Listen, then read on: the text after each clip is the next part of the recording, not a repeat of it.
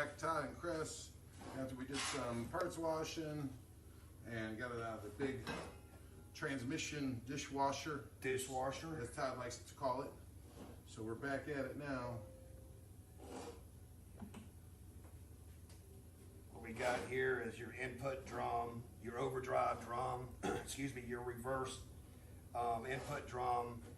This is where all the good stuff happens. We love the good stuff. Yes, sir. Phone's ringing off the hook, huh? Yeah, oh yeah, it's been staying pretty busy. And then, of all the places that you worked, how would you rate if somebody wanted to come and work at Transmax to be a new builder, R&R, or any kind of personnel? I'd highly recommend them. It's a good, great place to work, and everybody here gets along very good, and we got a very good crew. Outstanding. I wouldn't ask for anybody different, to be honest with you. Oh, that's But we good. always, want somebody new. We keep going. The more the better, the more we get done. Got to grow, and hopefully, I think the plans are to find apprentices, because there's not a lot of what I would call a farm system in this industry. There's not kids that hang out at the shop anymore, or shops that want to have kids hanging out anymore. Sweeping up the floors for $5, or go do this, or go do that, or go grab us lunch and I'll buy your lunch. There's not a lot of that goes on anymore.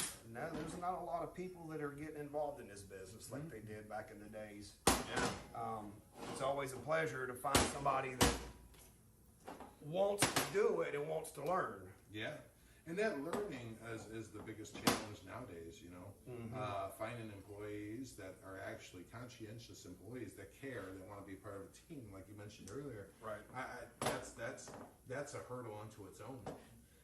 And then, the people that want to have a desire to work. To work. To work. Yes. And care. And, those are things that make good employees, or potential employees, good employees. Yes, absolutely. You miss so much of it nowadays, though. No, back in the days, you could find somebody and they wanted to work and go and keep going with it. And nowadays, it's a changing industry. It really is. It's complicated, but it's not. It's what you make of it. Absolutely. Anything's complicated these days anymore. All this new technology and everything, you just gotta go with the flow. It's like I said, I learn something every day. I do a lot of reading. Sure. I've got to, and it helps me on these. I go to seminars and stuff. ATSG, ATRA. Sure. It helps for when you prepare to do a transmission that you've never done. You go, hey, I remember seeing this at a seminar. I remember seeing it in my book or on the internet. Sure.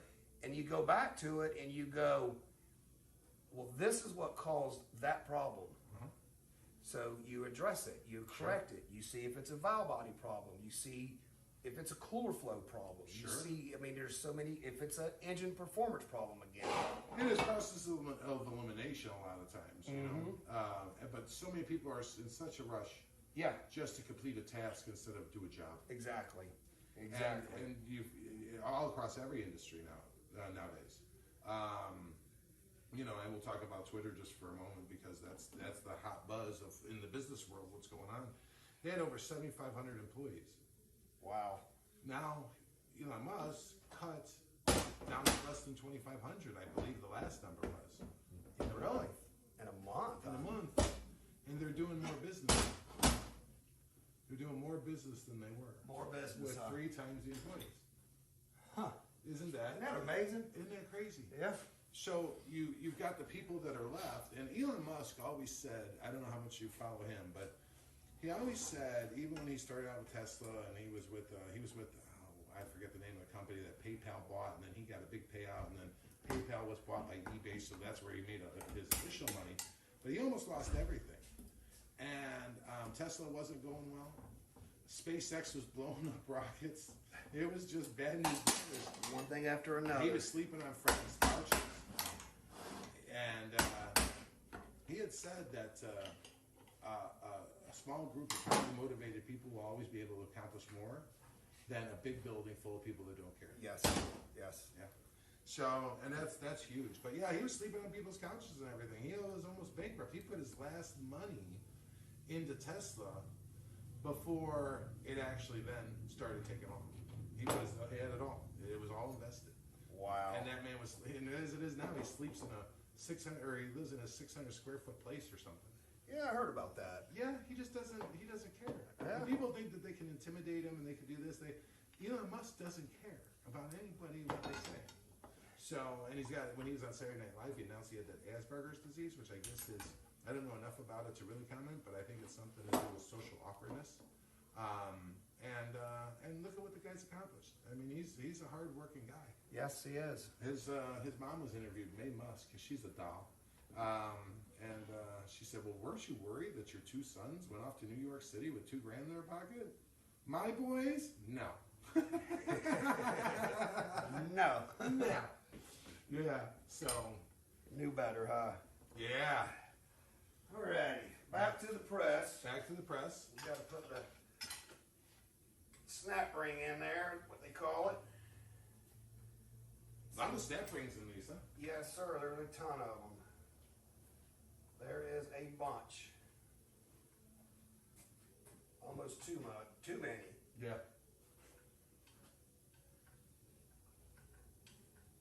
And then the snap ring holds that part down. Yes, sir. Yeah. Sure does. So you go past the first little lip and the cylinder underneath. Yeah, you got to make sure you get your seal down inside the piston. Oh, I see. So then the seal's even all the way around. Yeah. And that's what you're looking for. And making sure that it's good and straight. Yep. Sometimes you got to give it a little tap.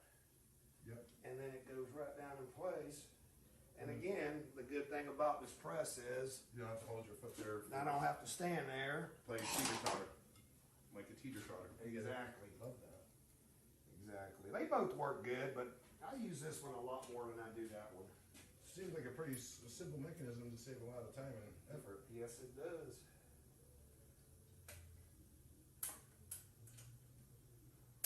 All right. Then it goes against the back part of that, so we can't lift up. So now all that's complete. Piston's in there. Now you're ready to start loading your steels and your clutches, and you got to make sure you check your clearance right. So you have your steels and your clutches in the rear, and then this is the reverse deal. So in every section you have your basically clutches and your steels. Yes, sir. They all have to have steels and clutches. Got it. All right.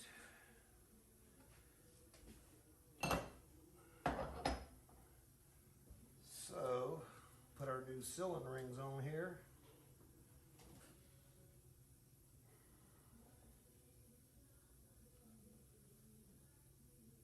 Make sure they're good and sealed.